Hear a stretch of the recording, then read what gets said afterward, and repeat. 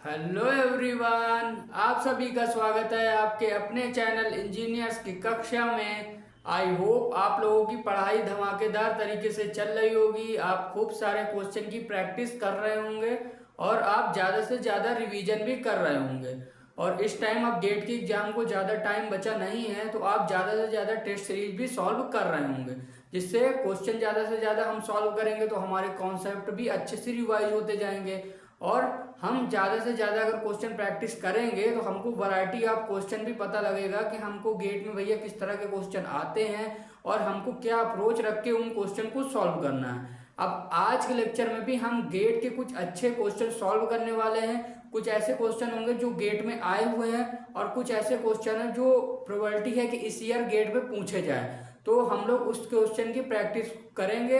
और आज के सेशन में हम लोग टॉप 10 क्वेश्चन सॉल्व करेंगे। आप इन क्वेश्चन को कैसे सॉल्व करना है, सबसे पहले क्वेश्चन अच्छे से समझना है, उसके बाद आपको अपनी अप्रोच से क्वेश्चन को सॉल्व करना है। देन उसके बाद सोल्यूशन देखना है कि उसमें आंसर आपका सही आया है कि नहीं।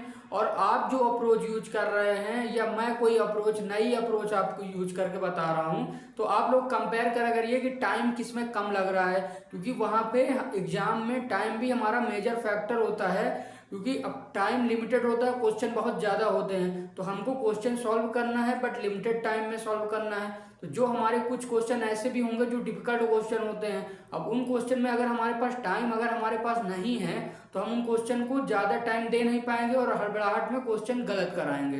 तो इसलिए हमको ज़्यादा से ज़्यादा क्वेश्चन की प्रैक्टिस करना है, जिससे हमारी स्पीड इंक्रीज हो पाए।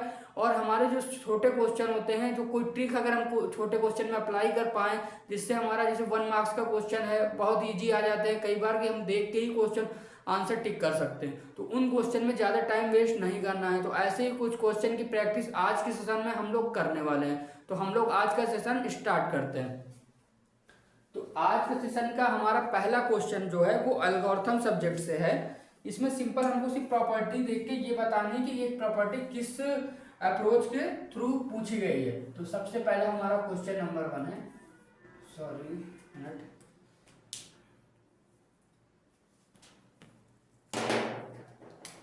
तो क्वेश्चन नंबर हमारा 1 है। क्वेश्चन नंबर 1 है हमारा, द प्लॉट वर्सल एल्गोरिथम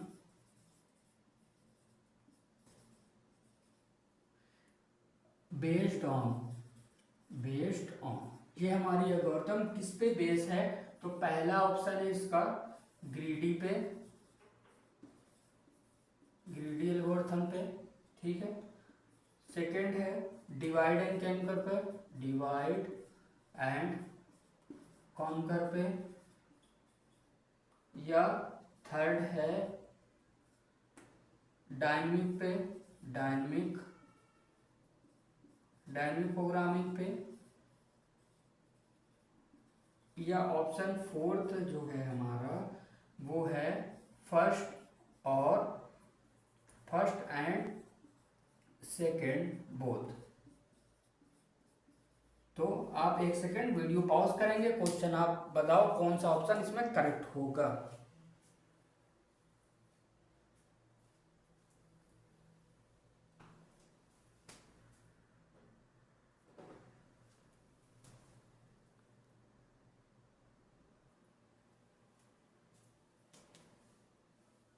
तो आई होप मोस्टली स्टूडेंट ने इस क्वेश्चन को सॉल्व कर लिया होगा और करेक्ट ऑप्शन टिक कर दिया होगा। अब देखो, सिंपल थर्ड वर्सल एल्गोरिथम हमारी किस काम की होती है।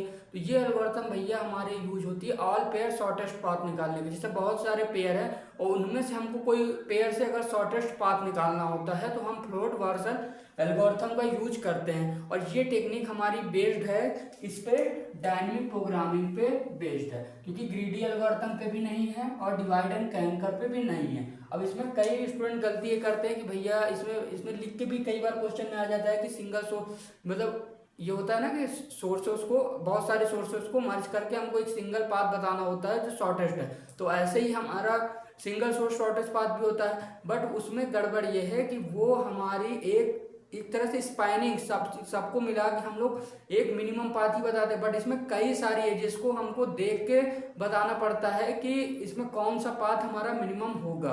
तो ये डिफरेंस है, तो इस पर कंफ्यूज नहीं होना है। तो इसमें करेक्ट आंसर ऑप्शन थर्ड है। जिन स्टूडेंट ने ऑप्शन थर्ड टिक किया है उनका बिल्कुल करेक्ट ऑप्शन है, आंसर है। अगला क्वेश्चन पे हम लोग मूव करते हैं। तो हम लोग आज के सेशन में ऐसे ही क्वेश्चन सॉल्व करेंगे जो मोस्टली टाइम गेट में पूछे गए हैं, जिस कॉन्सेप्ट पे मोस्टली टाइम गेट में पूछे गए हैं क्वेश्चन, उनकी अच्छे से प्रैक्टिस करते जाना है। क्वेश्चन नंबर 2 है हमारा। अब इसमें बोला है कि हमको एरे दी गई है, एरे ऑफ एलिमेंट्स। एक हमको एरे दी गई जिसमें कुछ एलिमेंट्स हैं। अब एलिमेंट्स क्या हैं? एलिमेंट्स हमको भैया दिए गए 8, 9, 19, 50, 17, 12, 15, 2, 5, 7, 11, 6, 9 एंड 100। ये हमको कुछ एलिमेंट्स दिए गए हैं। अब इसमें बताना क्या है कि इसमें बोला है the minimum number of interchanges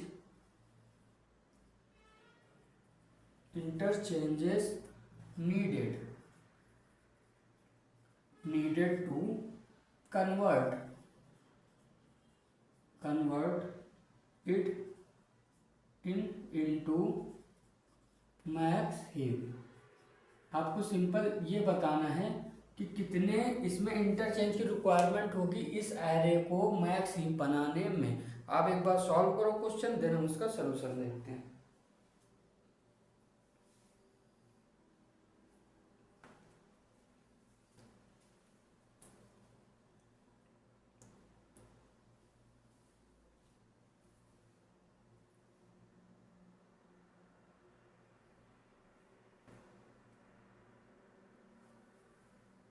तो आई होप मोस्टली स्टूडेंट ने इस क्वेश्चन को सॉल्व कर लिया होगा और आंसर भी उनका आ गया होगा। तो सबसे पहले हम लोग क्या करेंगे, इसमें मैक्स हीप बनाएंगे। तो इस तरह की देखो, इसकी दो अप्रोच है। कई स्टूडेंट इसको सॉल्व करते हैं ना, तो जैसे एलिमेंट पुट किया और उसके बाद इंटरचेंज करते जाते, बट वो तरीका यूज मत किया करो। पहले पूरी ट्री बना लिया करो, उसके बाद आप इंटरचेंज परफॉर्म किया करो, तो जिससे क्वेश्चन बहुत आसानी से सॉल्व हो जाएगा। अगर एक एक पे करते जाओगे, लास्ट में कई बार ऐसा हो जाता है कि दो नोट में इंटरचेंज करने की नीड ही नहीं पड़ी थी। तो वैसे ही क्वेश्चन सॉल्व आसानी से हो गया था, और कई बार करना पड़ा तो उससे इंटरचेंज ज़्यादा आ जाते हैं। तो सबसे पहले क्या करना है, आपको पूरा स्ट्रक्चर आपका बना लेना है। तो अब हमको पता है कि मैक्स हीप बनाने में क्या होता है, एक ऑर्डर है, पहले रूट फिर left then right, left then right, ऐसे ही करते जाते हैं। इसमें कोई बाइनरी सर्च ट्री का परफॉर्मेंस मतलब अप्रोच मत अप्लाई करना कि बनाते चले जाओ कि जो मैक्सिमम उसको राइट साइड, जो मिनिमम उसे लेफ्ट साइड, इसमें ऐसा नहीं होता है। और मैं हीप बनाते समय आपको सिर्फ सिंपल ये अप्रोच रखनी है, root node left and right. बाद में इसमें इंटरचेंज हम परफॉर्म करेंगे मैक्स हीप बनाने के लिए। तो 89 है पहले, उसके बाद है हमारा 19 के बाद है 50 के बाद है 17 के बाद है 12 हमारा, 12 के बाद है हमारा 15, और यहाँ पे है हमारा 2। अब देन 2 के बाद है 5 के बाद है 7 के बाद है यहाँ पे 11, और यहाँ पे है क्या 6, देन आगे यहाँ पे आएगा 9, और यहाँ पे आएगा 100। ये बन के तैयार हमारी ट्री। अब यहाँ पे हमको क्या परफॉर्म कराने हैं भैया, इंटरचेंज परफॉर्म कराने हैं, और क्या बनाना है, मैक्स हीप बनाना है। तो करते हैं। देखो सबसे पहले यहाँ नीचे से शुरू करो। सबसे पहले आप देखते हैं यहाँ पे है कि देखो यहाँ पे अगर रूट मैक्स हीप की प्रॉपर्टी क्या होती है कि भैया रूट नोड पे ऑलवेज जो उनके चाइल्ड एलिमेंट हैं रूट नोड से लेस होने चाहिए। तो अगर हमारे, इसका मतलब ये है कि रूट नोड पे हमारे मैक्सिमम एलिमेंट होने चाहिए और चाइल्ड नोड पे उस रूट एलिमेंट के लेस एलिमेंट होने चाहिए।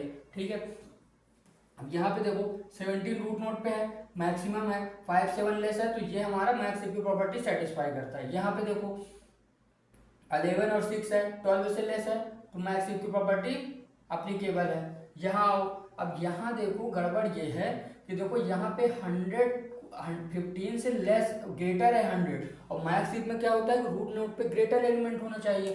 तो 100 को हमको 15 की जगह पे पुट करना पड़ा, इंटरचेंज करना पड़ा, और यहाँ पे आया 15, तो एक इंटरचेंज हमारा परफॉर्म हो गया। अब आगे चलते हैं। अब यहाँ पे देखो 100 और 2 है, फिर अगेन 50 से हमारा क्या है, ये ग्रेटर है, तो फिर हम इंटरचेंज परफॉर्म करेंगे, रूट नोड पे मैक्सिमम एलिमेंट लेके आएंगे। अब यहाँ पे क्या था, 89 50 था, नहीं हाँ 89, यहाँ पे 50 आया होगा, 50 एलिमेंट आ गए, ठीक है। अब यहाँ पे ठीक है अगेन, अब देखो यहाँ पे आओ, तो यहाँ पे भी देखो 17 और 12 19 से लेस है, एक यहाँ पे एक परफॉर्म और हो गया है। अब देखो इन दोनों पे हमको क्या करना है, 89 से हम स्वाइप कर देंगे, क्योंकि रूट एलिमेंट पे मैक्सिमम एलिमेंट होना चाहिए। तो यहाँ पे आ गया हमारा 89 और यहाँ पे आ गया 100, तो हमारा +1, तो टोटल कितने आ गए, इंटरचेंज नीडेड है 3। तो जिन स्टूडेंट का आंसर 3 आया है उनका बिल्कुल करेक्ट आंसर आया है। तो आपको ऐसे ही चेक करते जाना एक एक स्टेप और इंटरचेंज परफॉर्म करते जाना है। अगर मिन ही पूछता तो रूट एलिमेंट पे मिनिमम एलिमेंट होता और चाइल्ड एलिमेंट पे ग्रेटर एलिमेंट होते रूट नोड से, बस इतना ध्यान रखना है। और बाकी इसमें बाइनरी सर्च स्टिकी ऑपरेशन मत परफॉर्म करना कि लेफ्ट साइड पे लेस रूट से और राइट साइड पे ग्रेटर, तो ये इसमें नहीं होता। अब अपने आगे चलते हैं क्वेश्चन। अब ये क्वेश्चन सिंपल क्वेश्चन है, डीबीएमएस से पूछा गया है, ठीक है। अब इसमें पूछा है कि रिलेशन आर है एक A B C and D E H, ठीक है। अब इसमें हमको फंक्शन डिपेंडेंसी परफॉर्म की गई है, क्या क्या, A tends to B, B C tends to D and E tends to C and D tends to A, ये हमको फंक्शन डिपेंडेंसी परफॉर्म की गई है। अब इसमें दो चीजें पूछी हैं, एक तो पहले पूछा है what is the candidate keys of R, और सेकेंड पूछा है which normal form exist, normal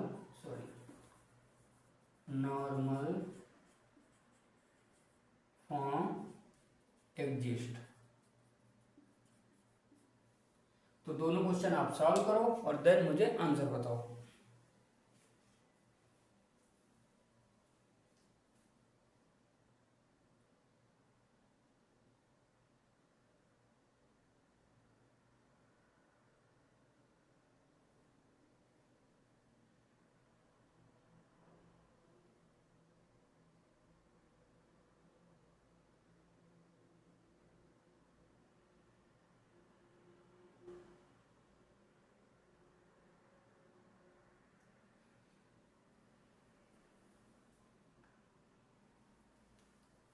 तो आई होप मोस्टली स्टूडेंट ने ये क्वेश्चन भी सॉल्व कर लिया होगा और उनका आंसर एब्सोल्युटली करेक्ट आया होगा। अब देखो सबसे पहले हमको क्या निकालना है, कैंडिडेट की। अब कैंडिडेट की निकालने का सिंपल मैंने तरीका बताया कि सबसे पहले आप लोग राइट साइड पे चेक किया करो कि जो जो एलिमेंट हमारे इस पे प्रेजेंट नहीं है वो तो पक्का ही कैंडिडेट की का पार्ट होंगे ही होंगे। तो पहले देखो कि रिलेशन से कौन से एलिमेंट इसमें प्रेजेंट नहीं है, राइट साइड पार्ट पे देखो बी है, हाँ भैया बी है, डी भी है, सी भी है और ए भी है। अब इसमें देखो कौन कौन से प्रेजेंट नहीं है, ई और एस तो हमारे कैंडिडेट की का पार्ट होंगे ही होंगे। अब सबसे पहले हम ई एस से देख लेते हैं, क्या ई एस से हमारा रिलेशन कवर हो रहा है क्या पूरा, तो देखते हैं ई एस से हमारा क्या होता है। ई से पहले ई और एस तो खुद आ गए और एस से हमको ई से मिल गया हमारा सी। अब लेकिन इससे ज़्यादा आगे कोई भी बढ़ नहीं रहा, तो इससे इसका मतलब कि ई एस हमारा ओनली तो कैंडिडेट की नहीं है, अब ये किसी के साथ मिलके तो जरूर होगा। अब पहले ए के साथ हम चेक करते हैं, ए अकेला नहीं होगा क्योंकि बिना ई एच के हमारा कैंडिडेट की नहीं बनेगी। तो सबसे पहले हम ए ई एच को देखते हैं ये हमारा कैंडिडेट की है कि नहीं, चेक करते हैं। ए ई एच पहले खुद ए से हमको मिल गया बी, ठीक है भैया। अब हमको क्या मिल रहा है, ई से मिल रहा हमको सी, तो यहाँ पे मिला सी।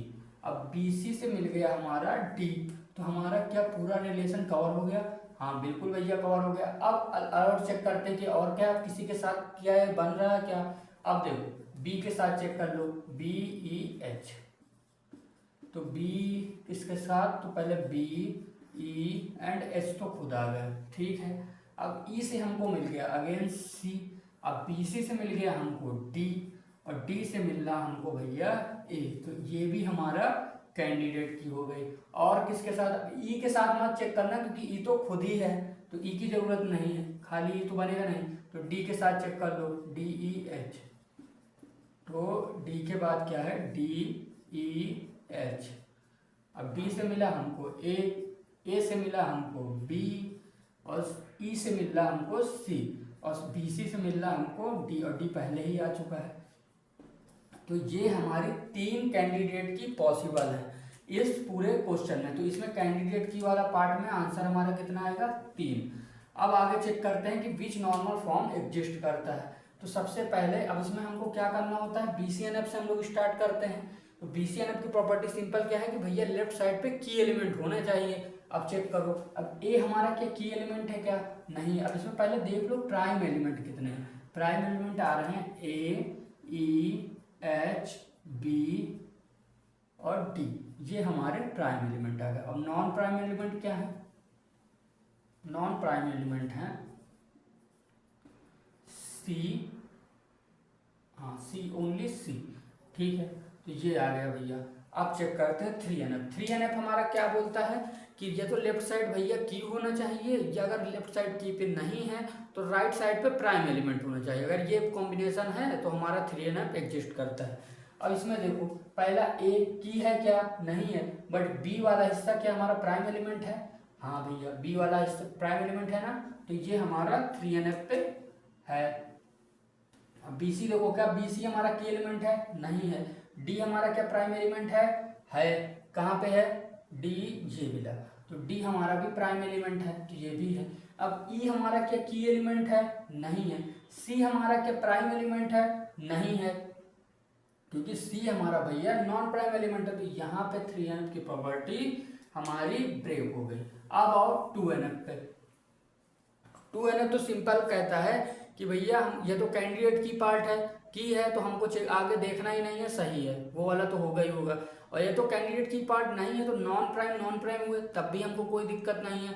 प्राइम है तब भी हमको कोई दिक्कत नहीं है। बट दिक्कत वहाँ पे है कि एक तरफ प्राइम और एक तरफ नॉन प्राइम नहीं होना चाहिए। अगर ये दोनों हुए तो हमारा बन जाएगा क्या, पार्शली फंक्शन डिपेंडेंसी, और मार्कआउट चालू हो जाएगी। तो इसमें क्या है कि बस हमको इतना चीज़ें ध्यान रखनी। तो सबसे पहले देखो, ए हमारा कैंडिडेट की पार्ट है, नहीं है, तो भैया अब ए हमारा प्राइम है और बी भी हमारा प्राइम है, तो प्राइम में कोई दिक्कत नहीं है, दोनों भाई साथ में रहेंगे, तो 2NF हो गया। अब देखो BC में दिक्कत यह है कि BC क्या हमारा की है, BC हमारा कोई की नहीं है, तो BC हमारा क्या हो गया, ये हो गया B। अब इसको अगर हम अलग अलग बनाए तो यहाँ पे हम लोग ये लिख सकते हैं, कंफ्यूज मत होना, B से D एंड C से D, ठीक है। तो यहाँ पे ऐसे भी लिख सकते हो, मगर कॉम्बिनेशन में ही इसको लिखो, BC से हमारा D। अब BC पे देखो, यहाँ पे एक तो प्राइम है और एक नॉन प्राइम है, ठीक है, मगर मिल रहा है प्राइम से, तो इसको हम पूरा प्राइम कंसीडर करेंगे। ये हमारा प्राइम है, ये हमारा प्राइम है, तो हो गया, इसमें भी हमको कोई दिक्कत नहीं है। अब देखो, E हमारा प्राइम एलिमेंट है और C हमारा क्या है, नॉन प्राइम है, बस गड़बड़ हो गई, दोनों विरोधी सामने, प्राइम एलिमेंट और नॉन प्राइम एलिमेंट आमने सामने, तो यहाँ पे ये प्रॉपर्टी ब्रेक हो गई। यहाँ पे हो गया क्या, पार्शली फंक्शन डिपेंडेंसी आ गई, और यहाँ पे ये रिलेशन 2NF भी नहीं होगा। 2NF पे नहीं है तो सिंपल हमको पता है 1NF में तो होगा, क्योंकि रिलेशन है तो 1NF पे होगा ही होगा, ठीक है। तो इसका करेक्ट आंसर था 1NF, और हमारी कैंडिडेट की कितनी आई, 3, ठीक है। तो आई होप मोस्टली स्टूडेंट ने इस क्वेश्चन को सही सॉल्व किया होगा और उनका आंसर करेक्ट आया होगा। अब हम चलते हैं अपने नेक्स्ट क्वेश्चन पे। अब नेक्स्ट क्वेश्चन भी हमारा इसी से रिलेटेड है, DBMS से, और इसमें ER डायग्राम मैं आपको बना रहा हूँ, आपको सिंपल बताना है कि कितनी टेबल इसमें बनेगी। तो इसमें बनाते हैं E1, एक हमारी E1 एंटिटी है जो रिलेशन R से अटैच है, और यहाँ से है हमारा E2, ठीक है, ये है हमारा R1। अब यहाँ से मिला हमको R2, ठीक है। अब यहाँ पे ये है E3। अब यहाँ पे ये है माइनी टू माइनी रिलेशन, यहाँ पे इसका A1 एट्रीब्यूट है, और इसके हैं B1 एंड B2, और B1 हमारा की एलिमेंट है। अब यहाँ पे इसके क्या क्या है, C1 है और C2 है, और C2 हमारा क्या है, की एलिमेंट है। अब यहाँ पे आओ, अब R2 का भी एक एलिमेंट है D1। अब यहाँ से इसके हैं E1 है और E2 है। E1 हमारा की एलिमेंट है। अब इस क्वेश्चन में आपको सिंपली बताना क्या है, ये हमारा 1 to मैनी रिलेशन है।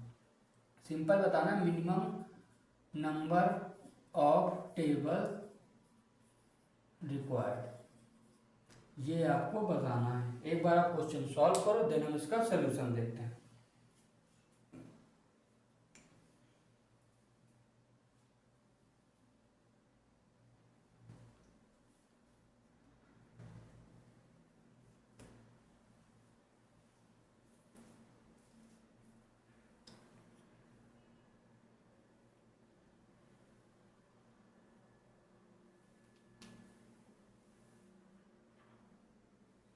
तो आई होप मोस्टली स्टूडेंट ने इस क्वेश्चन को भी सॉल्व कर लिया होगा और उनका करेक्ट आंसर आ गया होगा।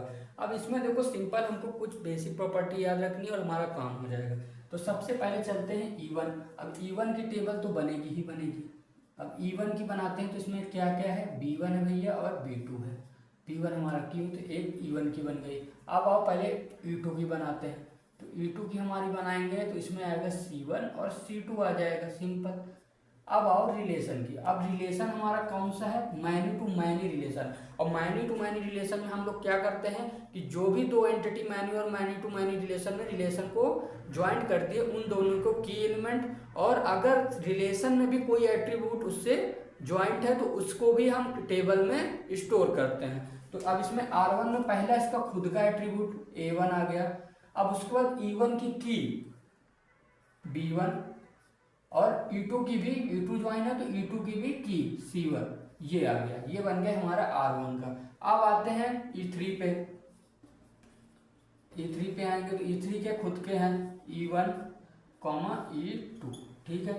अब सुनो, अब देखो इसमें बोलोगे भैया क्या रिलेशन का टेबल बनाना है, तो इसमें रिलेशन का टेबल नहीं बनता है। जब कभी भी 1 to मैनी रिलेशन होता है तो हमको क्या करना है, जिधर मैनी है उधर साइड की एंटिटी में, उसकी टेबल में हम रिलेशन में अगर कोई एट्रीब्यूट है तो उसको भी उसी एंटिटी में मर्ज कर देंगे, मर्ज में स्टोर कर देंगे टेबल में। और जो उससे 1 वाला पार्ट जो हिस्सा है उसकी एंटिटी का की एलिमेंट भी हम E2 वाले पार्ट में, मतलब मैनी वाले पार्ट की टेबल में स्टोर करेंगे। तो देखो अब इसमें सबसे पहले E3 अपने लिख लिए। अब रिलेशन में भी इसमें है तो ये भी मैनी वाले पार्ट के एंटिटी में जाएगा, तो D1 भी हम इसमें स्टोर करेंगे। अब उसके बाद 1 वाले पार्ट की एलिमेंट भी हम इसी में स्टोर करेंगे। तो 1 वाले पार्ट में की एलिमेंट क्या है, B1। तो अब ये हमारी कंप्लीट टेबल तैयार। तो अब इसमें कंफ्यूज बिल्कुल नहीं होना, सिंपल हमको प्रॉपर्टी अपनी अप्लाई करते जाना। मैनी टू मैनी है तो रिलेशन में दोनों एंटिटीज के की एलिमेंट आएंगे, और अगर रिलेशन में एट्रीब्यूट है तो वो भी उसी टेबल में स्टोर होगा। अब 1 to मैनी रिलेशन है तो मैनी वाली टेबल में हम रिलेशन में अगर कोई एट्रीब्यूट है तो उसे भी उसी में स्टोर करेंगे, और 1 वाला जो पार्ट का एंटिटी है उसकी जो की एलिमेंट है उसको भी हम इसमें स्टोर करेंगे। 1 to 1 है तो रिलेशन की कोई टेबल नहीं बनेगी उसमें भी, और एंटिटी टू एंटिटी टेबल बनेंगे, ठीक है। उसमें की एलिमेंट एक दूसरे में मर्ज नहीं करना है। तो आई होप आप लोग समझ गए होंगे। मोस्टली स्टूडेंट इसी में कंफ्यूज हो जाते हैं और क्वेश्चन गलत कराते हैं। तो अब ये गलती दोबारा रिपीट नहीं होनी चाहिए। जिनसे हुई है, जिनका करेक्ट आंसर आया है तो उनका बढ़िया है तब तो। अब हम चलते हैं अपने नेक्स्ट क्वेश्चन पे। ये next question simple compiler design से है, जिसमें हमको क्वेश्चन पूछा गया था कि हमको टोकन्स बताना है, the number of tokens following C statement. अब स्टेटमेंट क्या था, printf I equal %d, comma address I %x, comma I, comma address I, dash, ठीक है। अब हमारे ऑप्शन है इसमें, पहला है 13, सेकंड है 6, थर्ड है 10 और ऑप्शन फोर्थ है हमारा 9। अब एक बार आप टोकन सिंपली काउंट करिए और बताइए इसमें कितने टोकन इस स्टेट में एग्जिस्ट कर रहे हैं।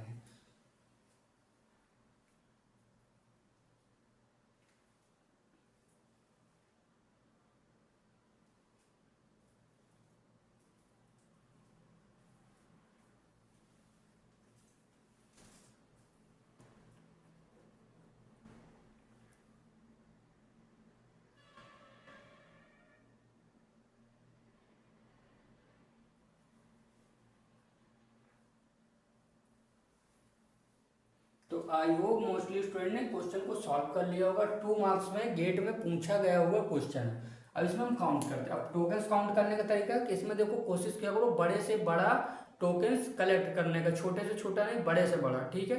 तो अब सबसे पहले काउंट करते हैं। प्रिंटफ हमारा एक स्टेटमेंट है तो इसको हम 1 से काउंट किया, कोष्टक हमारा 2। अब ये कॉलम जहाँ से स्टार्ट होता है और जहाँ तक बंद होता है उसको हम एक ही टोकन्स काउंट करते हैं, क्योंकि ये हो जाता है कि हमारे ये पूरा एक स्टेटमेंट है। अगर सपोज करो कि अगर ये सेमी कॉलम डबल कॉलम से बंद नहीं है तो हम जहाँ अगर आगे बंद ही नहीं तो हम इस पूरे को 1 ही काउंट करेंगे। तो जहाँ तक भी बंद नहीं है हम उसको पूरा 1 काउंट करेंगे, उसके आगे भी हम लोग नहीं देखेंगे। बट यहाँ पे बंद है तो जहाँ से लेके यहाँ तक इसको हम 3 काउंट किए। अब ये हमारा हो गया 4, ये हो गया हमारा 5, ये हो गया 6, ये हो गया 7 एड्रेस, ये हो गया 8 हो गया, और ये कॉलम 1 9 और ये वाला सेमी कॉलम 10। तो हमारे इसमें टोटल टोकन्स आए 10। अब इस एड्रेस और आई को एक साथ मान लो, क्योंकि एड्रेस अलग आइडेंटिफायर है और आई हमारा अलग, ठीक है। तो ऐसे आपको मिस्टेक नहीं करना है।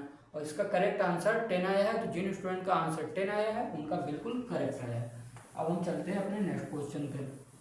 जल्दी से जल्दी हमको क्वेश्चन अपने करके आंसर बताते जाना। अब नेक्स्ट क्वेश्चन सिंपल है, स्टेटमेंट पे है। आपको सिंपल अगर पता होगा तो आप आंसर टिक कर दोगे एक बार में ही। इसमें बोला है the output of A lexical analyser, ठीक है, एनालाइजर इज, ये बोला है। अब क्या है इसमें पहला ऑप्शन हमको दिया गया है ए पार्स ट्री, दूसरा ऑप्शन दिया गया है इसमें इंटरमीडिएट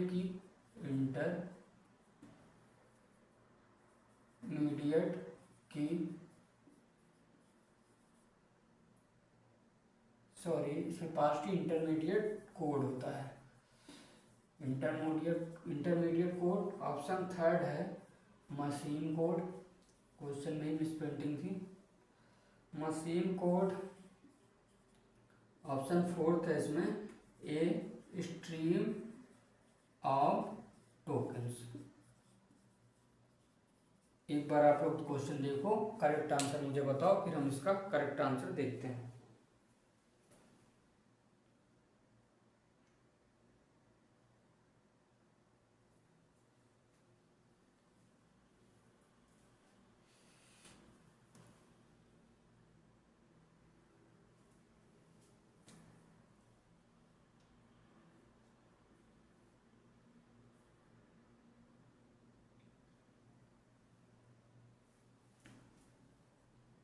तो आई होप मोस्टली स्टूडेंट ने इस क्वेश्चन को सॉल्व कर लिया होगा, करेक्ट आंसर टिक कर दिया होगा। अब देखो लेक्सिकल एनालाइजर हमारी फर्स्ट स्टेट होती है। तो लेक्सिकल एनालाइजर हमारी फर्स्ट स्टेट होती है। लेक्सिकल के बाद syntax, semantic, intermediate, code generation ऐसे होती जाती है, ठीक है। तो अब लेक्सिकल पे इनपुट जो होता है उसमें हमारी क्या होती है कैरेक्टर स्ट्रीम, ठीक है। और इसमें ये इनपुट पे और आउटपुट पे हमेशा लेक्सिकल सिंटैक्स हमारा क्या प्रोड्यूस करता है stream of tokens,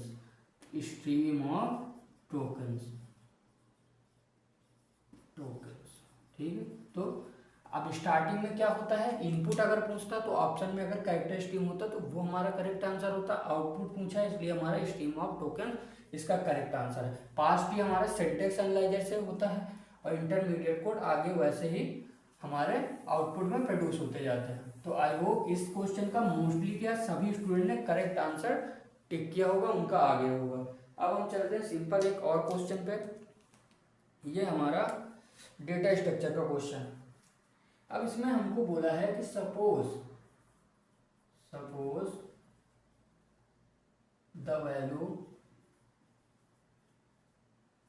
values 10 -4 15 30 20 5 60 90 are inserted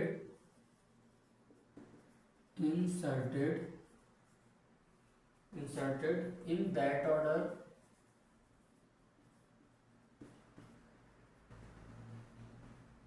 order into a empty binary search tree. ठीक है, ये बोला इतना। अब बोला क्या है कि बताना है द नंबर ऑफ एजेस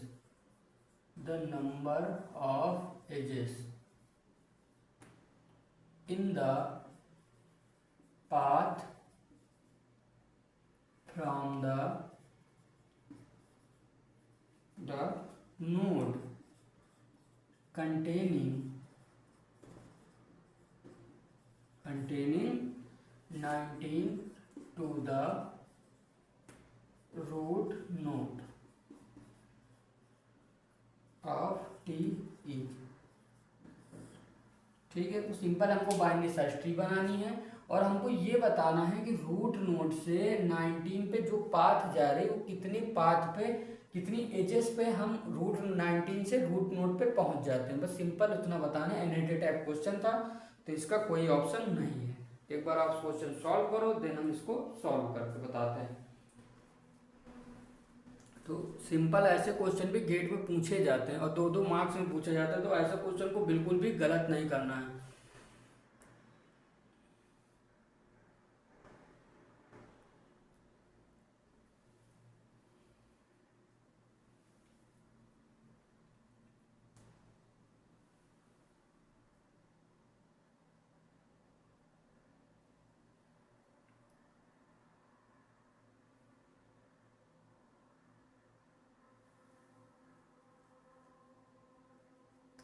तो आई होप मोस्टली स्टूडेंट ने इस क्वेश्चन को भी सॉल्व कर लिया होगा, उनका आंसर आ गया होगा। अब हम बनाते हैं अपनी ट्री।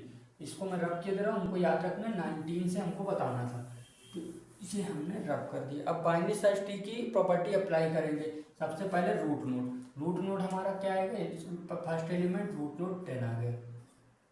अब -4 है तो -4 10 से लेस है तो लेफ्ट पे जाएगा -4।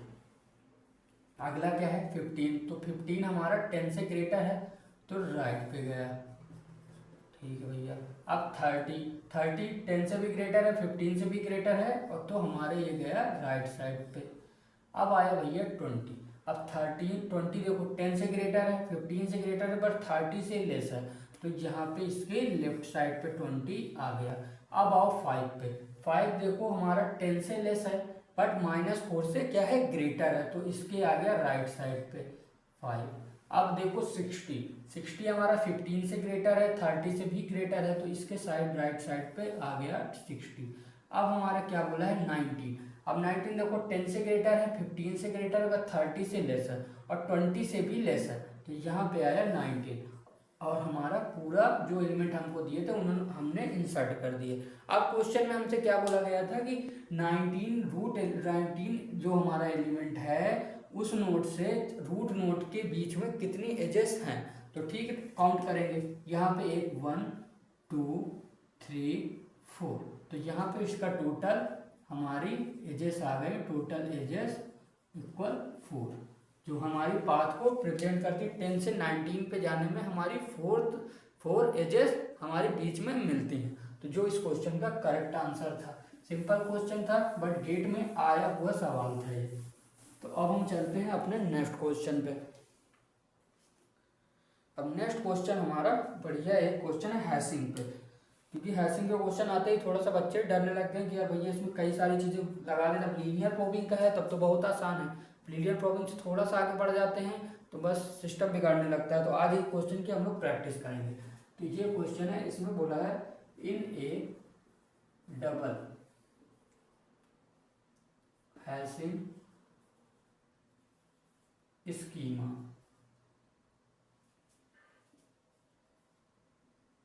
स्कीमा बोला है H1 के इक्वल के मॉड 11। ठीक है, आगे चलते हैं। अब बोला है एंड H2 के इक्वल, इसको मैं इधर ही लिखे दे रहा हूँ, H2 के इक्वल है 1 प्लस के मॉड 7। ठीक है, आर द ऑक्सिलरी हैश के लिए यूज करेंगे, ऑक्सिलरी हैश फंक्शन। ठीक है, ये हो गया। अब आगे चलते हैं। अब इसमें साइज दिया है, द साइज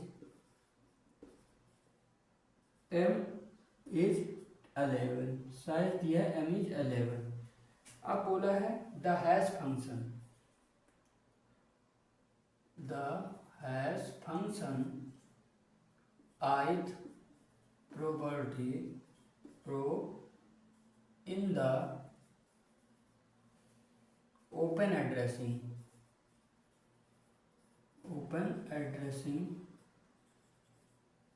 table is, तो देन क्या करना है, H1 के प्लस I H2 के कोष्टक मॉड m। अब बोला है द फॉलोइंग की आर इंसर्टेड, कौन कौन सी की इंसर्ट करना है हमको, 63, 50, 25, 79, 67 एंड 24। और अब इस क्वेश्चन में पूछा गया है द स्लॉट एट विच की 24 गेट्स स्टोर्ड, ये हमसे पूछा गया है कौन से स्लॉट पे। सिंपल क्वेश्चन है, हमको दो चीज़ें दी गई हैं डबल हैशिंग में, H1 दिया गया, H2 दिया गया है। मैं एक ट्रिक क्लू दे रहा हूँ, अगर H1 पहले अप्लाई करना, अगर स्लॉट पे स्लॉट मिल रहा है तो फिलअप करते जाना, अगर कोलिजन आ रहा है तो H2 करना, और उसके बाद दोनों H1 और H2 की वैल्यू इस पे रखना, और देन चेक करना क्या स्लॉट मिल रहा है, अगर नहीं मिल रहा है तो इंडेक्स की वैल्यू बढ़ा देना। ये हमारा क्वेश्चन है। आप और उसके बाद पूरे जब हमारे इंसर्ट हो जाएं एलिमेंट तो बताना है 24 हमारा किस स्लॉट में स्टोर हुआ है, बस यही हमारा क्वेश्चन है।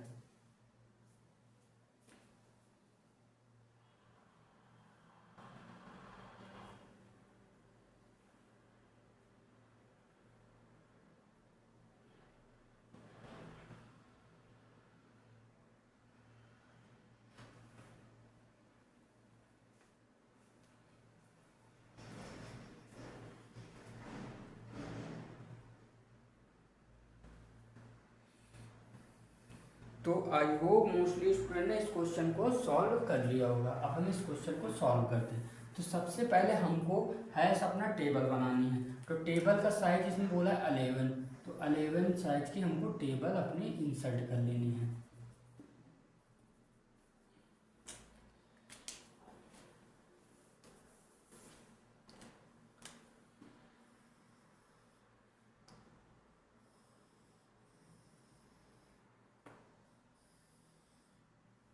कॉलम बनाएंगे 1 2 3 4 5 6 7 8 9 10। चेक कर लेते हैं, इंडेक्सिंग का नाम देंगे, ये 0, ये 1, ये 2, ये 3, ये 4, ये 5, ये 6 7 8 9 10। तो हमारे 11 स्लॉट बन गए। अब एक एक चेक करते जाते हैं। तो सबसे पहले बोला है 63, तो किस में अप्लाई करेंगे, सबसे पहले वाले में, तो 63 H1 पे अप्लाई करेंगे। तो 63 मॉड 11 करते हैं तो कितना आएगा, अब 63 मॉड 11 करेंगे तो आएगा 50, 11 5 जा 55, क्योंकि 11 6 जा 66 हो जाएगा, तो इसमें मॉड नहीं होगा। अब 11 5 जा तो 11 55, 5 3 8, तो 8 वाले ब्लॉक में हम 63 को अपने स्टोर कर दिए। 8 नंबर के ब्लॉक में 63 स्टोर हो गया। अब 63 का काम खत्म। अब आते हैं 50 को लेके आते हैं। तो 50 मॉड 11 करो, तो 50 मॉड 11 करेंगे, इसमें लिख लो H1 पे हम लोग अप्लाई कर रहे हैं। तो 50 मॉड 11 करो तो आएगा 44, 11 4 जा 44, और उसके बाद देन बचा 6, तो 6 वाले पे 50 हमारा स्टोर हो गया। अब आओ किस पे, 25 पे। तो 25 पे क्या होगा, 25 तो 11 2 जा 22, रिमेनिंग रिमाइंडर कितना बचा, 3। अब 3 बचा तो 3 पे आएगा हमारा 24 स्टोर हो गया। ठीक है, 25 का भी काम खत्म। अब 79 पे आओ। अब 11 7 जा 77, तो क्या हुआ, 2 बचा, तो 2 वाला हमारा एम्प्टी है, तो हम अब जब तक एम्प्टी है हम उसमें फिलअप करते जाएंगे। 79 हमारा उस पे आ गया। अब आओ 67 पे। तो 67 पे क्या होता है, 11 6 जा 66, रिमाइंडर बचा 1, तो 1 वाला स्लॉट हमारा खाली है, तो आ गया 67। अभी तक तो सही जा रहा है। अब आया 24। अब 24 पे चेक करो, तो 24 पे आया 11 2 जा 22, और बचा रिमाइंडर 2। अब 2 वाले स्लॉट तो हमारा फिल है, तो अब क्या करें भैया, अब इसमें रिमाइंडर कितना आया हमारा, 2 आया, बट 2 वाला स्लॉट तो फिल है। अब हमको क्या करना पड़ेगा, आ गया यहाँ पे क्या आ गया, कोलिजन आ गया। अब आगे चेक करते हैं S2 में, क्योंकि अब इसमें तो कोलिजन आ गया। अब S2 वाले की भी वैल्यू निकाल लें, तो दोनों रख दें। अब S2 पे निकाल लो, तो S2 पे क्या आया, 1 प्लस k की जगह पे हम रखेंगे क्या, जो हमारा वैल्यू है, क्या पे क्या निकाल लेते हैं हम लोग, 20, तो 24 मॉड 7। तो यहाँ पे क्या आएगा, 1 प्लस 24। अब यहाँ पे मॉड कितना आएगा, 7 3 जा 21, तो 21, और यहाँ पे रिमाइंडर क्या बचा, 3, तो 3 1 प्लस 3 आ गया हमारा टोटल 4 आ गया। अब हमको सिंपली H1 की वैल्यू पता हो गई, H2 की अब इसमें रख लेते हैं। तो H1 की जगह पे हम लोग रखेंगे, तो क्या आएगा, 2, देन प्लस आई से रिप्रेजेंट किया जाता है इंडेक्स से, तो अभी हम पहली बार चेक कर रहे हैं इसमें, तो आई की वैल्यू हम लोग 1 रख रहे हैं, तो 1 इंटू, अब H2 पे क्या है 4, तो यहाँ पे, और उसके बाद क्या है मॉड m, तो m हमारा क्या था, साइज, तो साइज क्या है हमारा 11 है टोटल। तो इसको सॉल्व करेंगे, तो यहाँ पे आया कितना, 2 प्लस 4, यहाँ पे आ गया 4 इंटू 1 4 और 2, तो यहाँ पे आ गया 6। अब 6 मॉड 11 हमारा रिमाइंडर क्या है, इसमें 6 आया। अब देखो 6 वाले पे, अब देखो इसमें रखा, उसके बाद भी कोलिजन आ रहा, भैया 6 पे तो पहले से ही एलिमेंट है, तो फिर कोलिजन आ गया। अब क्या करें, तो अब करना कुछ नहीं है। अब इसमें पहले एक बार मैं देख रहा हूँ कैमरा में आ रहा है कि नहीं पूरा, हाँ आ रहा है। तो अब उसके बाद हमको क्या करना, अब सिंपली हमको सेकंड फिर से परफॉर्म नहीं करना है, क्योंकि उनकी वैल्यू तो सेम आएगी। अब हमको यहाँ पे क्या करना है, इंडेक्स की वैल्यू अपनी हम 1 से बढ़ा देंगे, जो हमारा आई था उसके इंडेक्स की वैल्यू बढ़ा देंगे। तो यहाँ पे आएगा 2, अगेन आई की वैल्यू आ जाएगी 2 इंटू 4 और मॉड 11।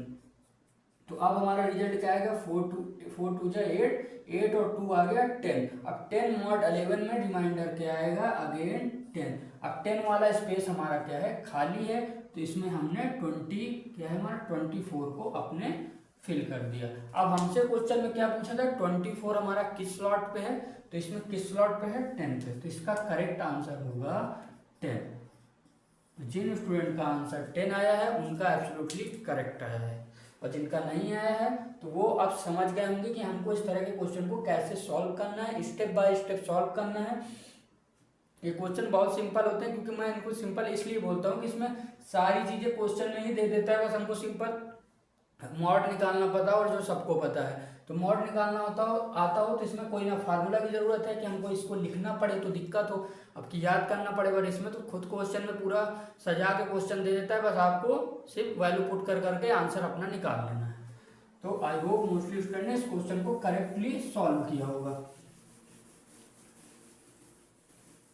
अब हम चलते हैं अपने नेक्स्ट क्वेश्चन पे।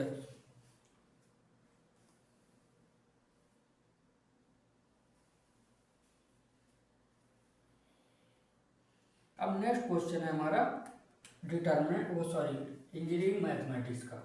तो इसमें हमको दिया गया इफ एक ए मैट्रिक्स है जिसकी मैट्रिक्स में वैल्यू दी गई है 10, 2k + 5 और 3k - 5 और k + 5, ये हमको एक मैट्रिक्स दी गई। अब ये मैट्रिक्स क्या है?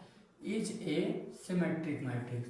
ध्यान से समझेंगे, सिमेट्रिक, ये एक सिमेट्रिक मैट्रिक्स है, ठीक है, इतना हमको बता दिया गया।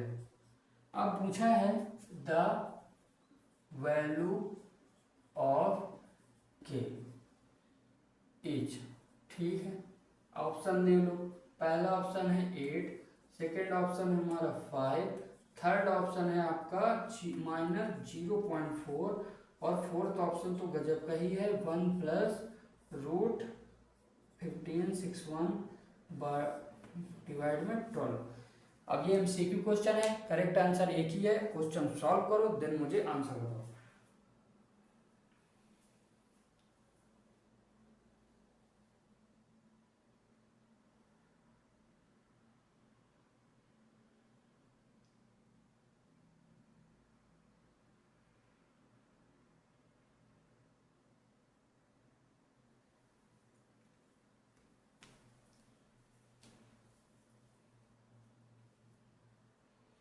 तो आई होप मोस्टली स्टूडेंट ने इस क्वेश्चन को भी सॉल्व कर लिया होगा, उनका करेक्ट आंसर आ गया होगा। अब देखो इस क्वेश्चन में बहुत सारे स्टूडेंट डिटरमिनेंट निकालने में जुट गए होंगे, ठीक है, जिससे के की वैल्यू, बट यार देखो इसको सॉल्व करने जाओगे ना भाई साहब तो इसमें एक क्वाड्रेटिक इक्वेशन बन जाएगी, फिर उसको सॉल्व करोगे हो जाएगा उससे, बट देखो उसमें कंफ्यूजन ये है कि उसमें अब देखो टाइम वेस्ट होगा और करेक्ट आंसर तो आ जाएगा बट टाइम वेस्ट होगा। अब क्या पता इक्वेशन नहीं बन रही, फिर उसमें सीधाचार रूल भी अप्लाई कर रहे हो तो उसमें आपका टाइम बहुत वेस्ट होगा, ठीक है। तो उसका अब भैया कोई आसान तरीका बताओ इसको सॉल्व करने का। तो क्वेश्चन में खुद आसान तरीका दिया हुआ है, बस हमको देखना है। अब क्या आसान तरीका दिया कि हमको पहले तो मैट्रिक्स दे दी गई है, इससे आसान तरीका का होगा। उसके बाद बोल दिया गया सिमेट्रिक है। अब सिमेट्रिक में हमको क्या होता है कि अगर जैसे सपोज करो कि ये 2x2 की मैट्रिक्स है तो ये इसमें क्या है, ये A11 एलिमेंट है, ये A12 है और ये A21 है और ये A22 है। अब सिमेट्रिक्स में हमारे क्या होता है कि A इक्वल होता है A ट्रांसपोज के, ये हमको पता है A ट्रांसपोज के। इसका जो डैश है, जो इस मैट्रिक्स का डैश है वो भी इसके इक्वल ही आएगा। तो अब क्या करें, तो अब हमको जब ये पता है तो इसमें सिंपल क्या होता है कि A11 जो हमारा होता है वो A22 के इक्वल होता है और A12 हमारा किसके इक्वल होता है, A21 के इक्वल होता है। अब ये इतना हमको आई होप आप लोगों को पता होगा क्योंकि सिमेट्रिक मैट्रिक्स की प्रॉपर्टी होती है। अब A11 के इक्वल में क्या है, तो हमको सिंपल जब K वाला निकालना है तो A12 हमारा A21 के इक्वल है, ठीक है, हम इसको ही ले लेते हैं पहले। तो यहीं से हमारी K की वैल्यू आ जाए। तो यहाँ पे क्या है 2k + 5 हमारा किसके इक्वल है, 3k - 5 के। अब सिंपल हमको एक तरफ अरेंज कर लेना है, तो क्या आया 2k + 5, हाँ ठीक है, तो 2k यहाँ पे इधर ले आए इसको, तो इसको उधर लेते जाते हैं, तो यहाँ पे इधर आ गया 10 और इधर आ गया 3k - 2k। तो यहाँ पे आ गया k की वैल्यू क्या आ गई, k की वैल्यू आ गई 10। अब सिंपल हमको ऑप्शन देखना है कहाँ पे हमने कुछ मिस्टेक की है क्या, इसमें ऑप्शन में चेक कर लेता हूँ हमने ऑप्शन करेक्ट लिखे हैं कि नहीं। 5, ठीक है, 2k + 5, 3k - 5, ठीक है, 2k + 5 है, 3k - 5 है। अगेन 5 को इधर लेके जाएंगे तो 10 आ गया, इधर गया तो माइनस हो गया। तो एक बार मैं क्वेश्चन चेक कर लेता हूँ, यही है, सॉरी ऑप्शन में, यहाँ ऑप्शन में 10 होगा फर्स्ट ऑप्शन में। तो इस क्वेश्चन का करेक्ट आंसर है ऑप्शन नंबर फर्स्ट। तो सिंपल अब बताओ इस क्वेश्चन में क्या हमको डिटरमिनेंट निकालने की नीड थी क्या, बट वो क्वेश्चन इसीलिए जानबूझ के ऐसा दिया था कि बस इसमें देखो अब जिनको पता है सिमेट्रिक की प्रॉपर्टी वो आराम से क्वेश्चन में अप्लाई कर लिए होंगे और आंसर आपका आ गया होगा और मस्त से 2 नंबर अंदर। अब नहीं तो निकालो, तरीका पुराना है, डिटरमिनेंट निकालो उसके बाद करते रहो क्वेश्चन सॉल्व, ठीक है। आई होप मोस्टली स्टूडेंट ने इस क्वेश्चन को सॉल्व कर लिया होगा और उनका करेक्ट आंसर आ गया होगा। अब हम चलते हैं अपने नेक्स्ट क्वेश्चन पे। अब नेक्स्ट क्वेश्चन हमारा क्या बोल रहा है, छोटा सा क्वेश्चन है, जल्दी से निपटाते हैं उसको। इसमें एक बोला है कि एक मैट्रिक्स दी गई है ए, मैट्रिक्स में क्या बोला है 2 1 एंड 1 एंड k, ठीक है, सिंपल एक प्रॉपर्टी पे क्वेश्चन पूछा गया है। आर बोला है R पास 2, ठीक है, मैट्रिक्स पास 2 है। अब बोला है the condition for which the eigen value of the matrix बतानी है। ठीक है, ऑप्शन सुनो। पहला ऑप्शन है इसमें k ग्रेटर 1/2, सेकेंड ऑप्शन है इसमें k ग्रेटर -2, थर्ड ऑप्शन है इसमें k ग्रेटर 0, ऑप्शन फोर्थ है k लेस देन -1/2। एक बार आप क्वेश्चन को सॉल्व करिए, देन हम इसका सॉल्यूशन देखते हैं।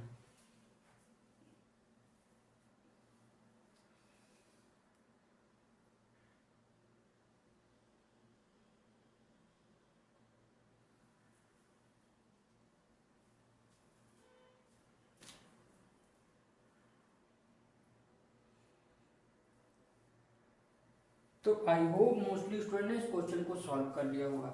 अब इसमें दिक्कत क्या है कि भैया आइगन वैल्यू की बात कर रहे हो आप, अब इसमें तो k दिया गया है, तो इससे हमको कैरेक्टरिस्टिक इक्वेशन बनानी पड़ेगी a माइनस लेमडा आई करके, और उसके बाद हम कैरेक्टरिस्टिक इक्वेशन बनाएंगे, फिर हम क्वेश्चन को सॉल्व करने जाएंगे, उसमें तो बहुत टाइम लगेगा। तो कोई आसान तरीका है? तो देखो आसान तरीका है, जब आइगन वैल्यू की बात की जाए 2x2 का मैट्रिक्स दिया जाए और जिसमें k ऐसे अननोन दिया जाए और बोला जाए पॉजिटिव है, तो हमेशा डिटर्मिनेंट निकाल लिया करो। डिटर्मिनेंट ग्रेटर जो वैल्यू आ रही है आइगन वैल्यू की, वही हमारा करेक्ट आंसर होता है।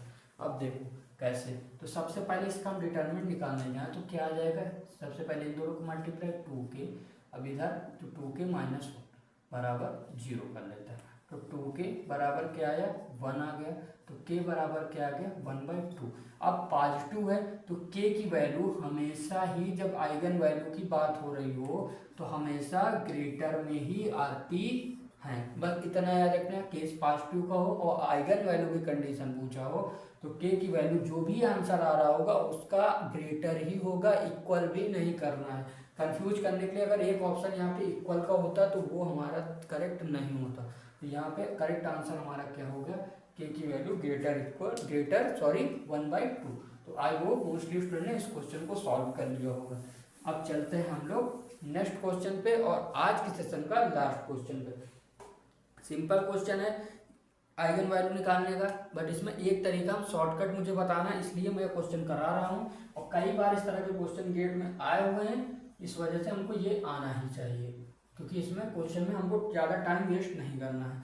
अब बोला है द लोएस्ट आइगन वैल्यू, बताओ value of the 2x2 matrix. ठीक है, मैट्रिक्स क्या दी गई है अपनी 4 1 2 एंड 3, बताओ इसकी लोएस्ट आइगन वैल्यू क्या आएगी। कोई ऑप्शन नहीं इसमें, बताओ एक बार सॉल्व करके।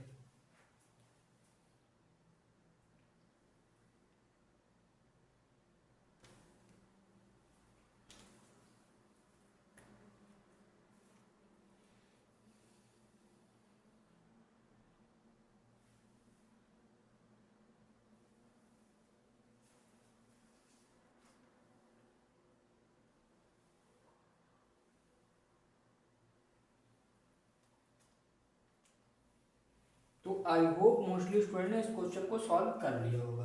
अब देखो इसका एक तरीका है कि हम इस तरीके से जाएं, क्या होता है a माइनस लेमडा आई।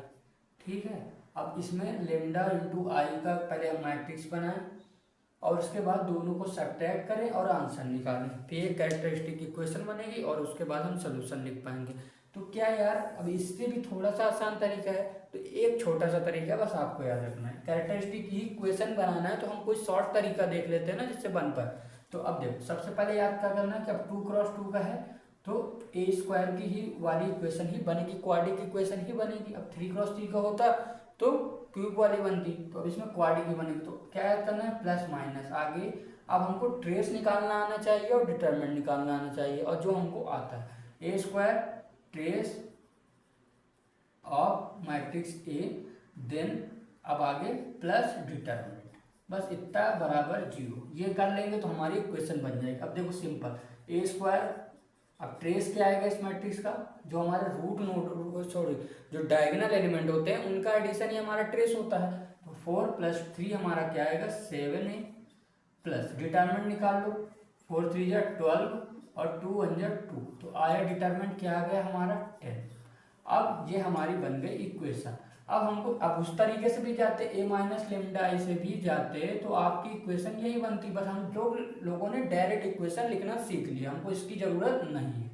अब हम इसको सॉल्व कर लेंगे तो क्या आएगा, तो ए स्क्वायर, अब इसको ए को आप अच्छे से लिखो तो इसको हमको क्या कैरेक्टरिस्टिक इक्वेशन, इसको लेमडा में चेंज करें, बट मैं डायरेक्टली कह दे रहा हूँ आंसर हमारा आ जाएगा। तो ए स्क्वायर अब यहाँ पे आएगा कितना 5 10 है तो 5 2 जा 10, तो 5 2 जाएगा 5 + 2 a + 10 = 0। यहाँ पे आया A square minus 5a minus 2a + 10 = 0। a common लेंगे, a - 5 आ गया यहाँ पे, और अगेन -2 लिया हमने तो a - 5 आ गया। अब यहाँ इसकी वैल्यू आइगन वैल्यू आ गई, एक आ गई, a की वैल्यू 5 और एक आ गई 2। अब हमसे क्या पूछा गया था, इसमें पूछा था लोएस्ट आइगन वैल्यू क्या है, तो लोएस्ट आइगन वैल्यू हमारी क्या है 2। तो इस क्वेश्चन का करेक्ट आंसर है 2। अब वो उस तरीके से भी सॉल्व करोगे आंसर आ जाएगा, बट उसमें फिर एक मैट्रिक्स बनाओ, आइडेंटिटी पे लेमडा से मल्टीप्लाई करो, दोनों को सब्ट्रैक्ट करो, उसके बाद उसमें भी डिटरमिनेंट निकालोगे तो लेमडा की वैल्यू कुछ आएगी, एक यही इक्वेशन बन के आएगी, सॉल्व करके आप देख लेना। बट डायरेक्ट इक्वेशन लिखना सीखो। अगर आप नेक्स्ट लेक्चर में मैं 3x3 की मैट्रिक्स का भी शॉर्टकट तरीका आपको बता दूंगा, जिससे आप कर लोगे आसानी से, क्योंकि 3x3 वाले में तो ज़्यादा ही बवाल मस्त है, तो उसमें भी हमें एक तरीका बता दूंगा कि आप डायरेक्ट इक्वेशन लिखना सीख जाओगे। अब आज के सेशन में हमने करीब 10 से 11 क्वेश्चन हमने पढ़े, कराने तो मुझे 10 थे बट एक एक्स्ट्रा हो गया। अब 2 क्वेश्चन मैं आपको होमवर्क दे के जा रहा हूँ, सिंपल क्वेश्चन है जो हमने आज पढ़ा है, उन्हीं पे कुछ बेस है, तो आप उन क्वेश्चन को सॉल्व करके मुझे कमेंट पे आंसर बताना। तो सबसे पहला क्वेश्चन है हमारा कंपाइलर का। तो कंपाइलर में अभी हमने आज टोकन्स पढ़ा है, तो इसमें बताना है द नंबर ऑफ टोकन्स, ये बताना है, ठीक है, कितने आएंगे। तो इसमें आंसर मैं बता रहा हूँ, सॉरी क्वेश्चन क्या है, प्रिंटेड हेलो वर्ल्ड,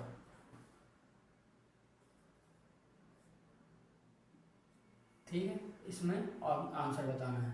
अब उसके बाद सेकंड क्वेश्चन क्या है आपका, सेकंड क्वेश्चन है, एक हमको मैट्रिक्स दी गई है, मैट्रिक्स ए। अब ए मैट्रिक्स हमको दी गई क्या 5 1 3 1, ठीक है, हाँ ठीक है, यहाँ पे सॉरी 3 आएगा, 5 3 3 1। अब बोला है वन ऑफ द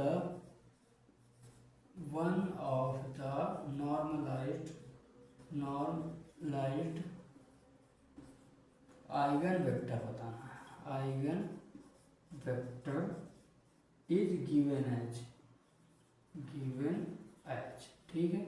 ऑप्शन है इस क्वेश्चन में, पहला ऑप्शन इसमें है 1/2 और √3/2, ठीक है।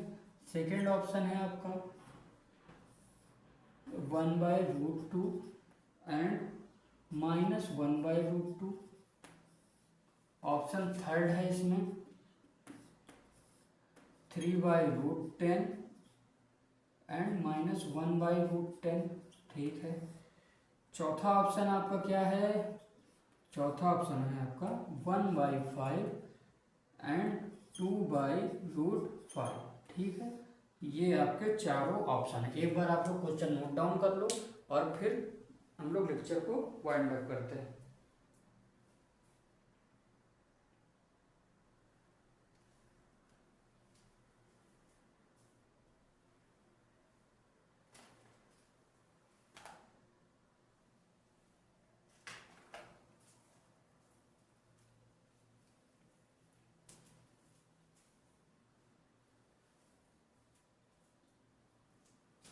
तो आई होप आप लोगों ने नोट डाउन कर लिया होगा या स्क्रीनशॉट ले लिया होगा।